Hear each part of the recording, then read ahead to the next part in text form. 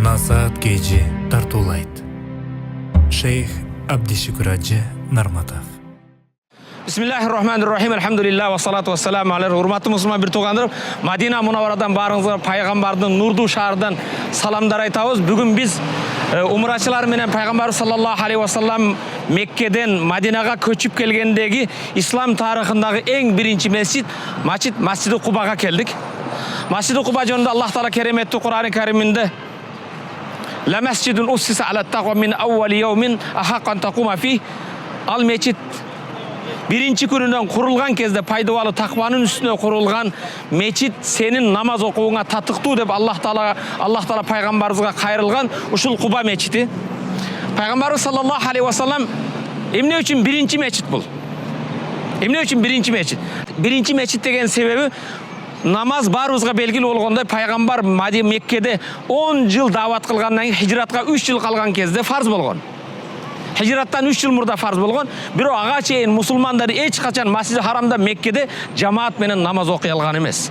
Жамаат менен намаз окууга ушундай зар кылат эле. Булар ушундай кусалыгы тутат эле. Жамаат менен намаз окуса үмүт кылат эле. Пайгамбар саллаллаху алейхи вассалам бирок Меккеде баарыбызга белгилүү болгондой Масжиди Харамда жамаат менен мечитте жамаат менен намаз окула алган эмес. Пайгамбар алейхиссалам Мадинага келген кезде биринчи жолу ушул мечитте жамаат менен намаз окулган.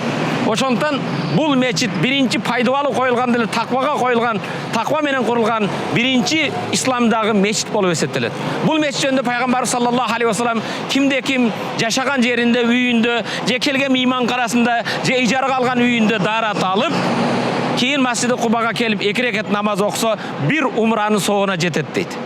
Пайгамбар саллаллаху алейхи вассалам дайыма Мадинада жашаган кезде дайым ишемби күндөрү келип ушул жерде 2 рекет намаз окуп кетет эле. Кээ бир алымдар муну чечмелегендер айтат. Ал кезде Мадинада бир гана пайгамбардын мечитте жума окулат эле. Жума күнү Куба элиден ким барбай калса, ошолорду кабар алганча дайыма ишемби күнү эмнеге намаз келбеди экен деп Кубага келчү эди.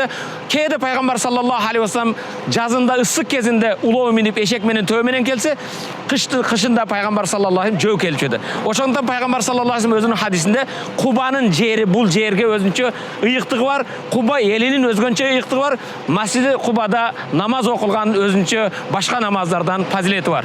Башкача айтканда, урматтуу мусулман бир тууган, исламдын алдында башында кээ бир аялдар күйөөлөрү менен башкалар менен умрага бара албаган, Меккеге бара албагандар дайым ишемби күндөрү же болбосо үйүндө даарат алып, умрага барабыз деп, умранын соогун алабыз деп, Мадинанын аялдары дайым келип ушул жерде 2 рекет намаз окуп кетчү экен. Мадинага, Меккеге барып умра кыла албагандар да пайгамбардын хадисине амал кылып, ушул Масжиди Кубага келип 2 рекет намаз окуп, умранын соогун алчу экен. Бүгүн да биздин жамаатыбыз келип, Кудайыма шүгүр, Аллах Таала насип кылды. Куба мечитинде келип 2 рекет намаз окудук. Азыр мен Эрназар менен сиздер менен кирем да пайгамбар саллаллаху алейхи вассаламдын ушул мечитке келген биринчи төөсү чөккөн жерди көрсөтөм. Төө кайсы жерде чөккөн? Азыр иншалла аракет кылабыз. Пайгамбар саллаллаху алейхи вассалам келип ушул мечитти биринчи курган, ислам дининде биринчи жамаат намаз окулган Куба мечити. Балким Мадинадагы өзүнүн мечитинен мурда ушул курулган. Ошондон пайгамбар саллаллаху алейхи вассалам Аллах Таала жанагы аятта айткандай, биринчи күндөн пайдалуу таквага курулган мечитте сен турууң актуураак деген үчүн пайгамбар дайым жумасына бир жолу келип 2 рекет намаз окуп кетет эле. Кудайыма шүгүр, биз да азыр келип пайгамбар намаз окуган жерде 2 рекет намаз окуп, пайгамбардын төөсү кайсы жерде чөккөн?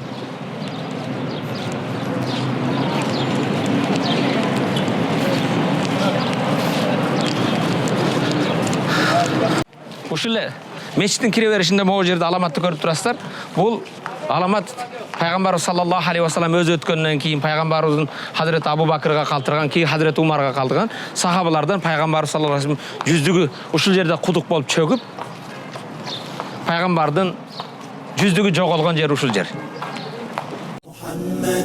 يا رسول الله يا حبيب الله يا رسول الله يا حبيب الله يا نبي الله محمد يا رسول الله محمد يا حبيب الله محمد يا رسول الله يا حبيب الله يا نبي الله محمد يا رسول الله يا حبيب الله يا يا رسول الله يا حبيب الله يا نبي الله محمد يا رسول الله محمد يا حبيب الله محمد يا رسول الله يا حبيب